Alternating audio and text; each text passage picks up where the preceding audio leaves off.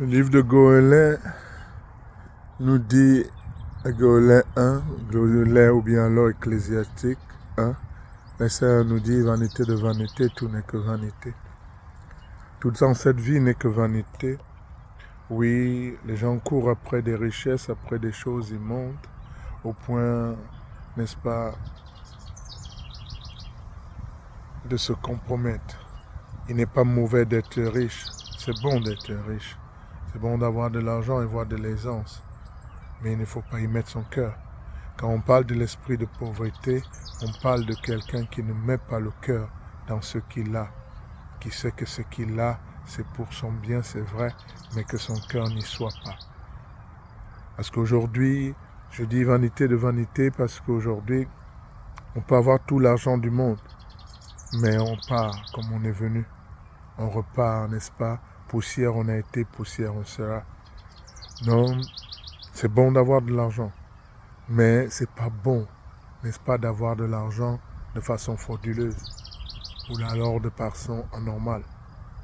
Par exemple, ceux qui cherchent de l'argent, qui en veulent tellement, qui sont prêts à sacrifier tout, sacrifier à des vies humaines, faire des rituels, donner, vendre de leur âme. Le Seigneur Jésus nous dit dans la Bible que si ton pied est la cause, n'est-ce pas, de ta chute en enfer, c'est mieux que tu coupes ce pied, que tu aies un seul pied pour aller au ciel.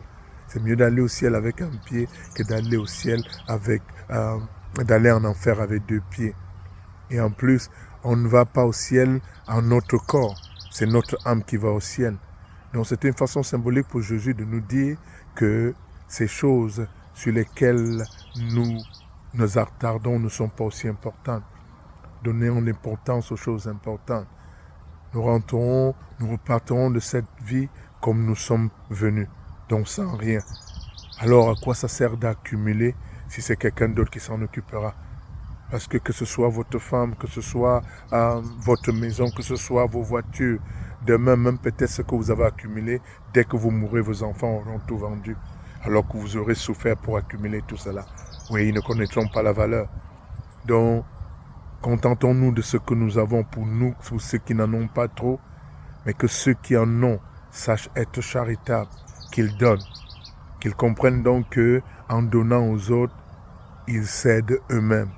Parce que ceux à qui ils ont donné prieront pour eux. Donc ne mettons pas notre cœur sur le matériel. Détachons-nous du matériel et nous aurons la paix et la joie. Si on se détache des choses de cette vie, on aura les choses du ciel. Oui, gardons en image, gardons, n'est-ce pas, comme symbole, comme but, le ciel vers lequel nous devons partir. Et que tout ce que nous ferons sur terre nous aide à gagner ce ciel.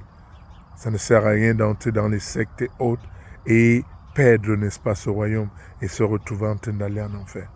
Oui, ça fait mal au cœur au Seigneur Dieu de nous voir aller en enfer. Mais sa justice, n'est-ce pas, n'a pas d'égal. Et quand la justice est prononcée, elle est prononcée. Alors apprenons à nous contenter de ce que nous avons et à être ce que Dieu a voulu que nous soyons. Nous repartirons d'ici glorieux si nous respectons les commandements de Dieu et si nous faisons tout naturellement. Amen. Bon dimanche à vous tous et que Dieu vous bénisse.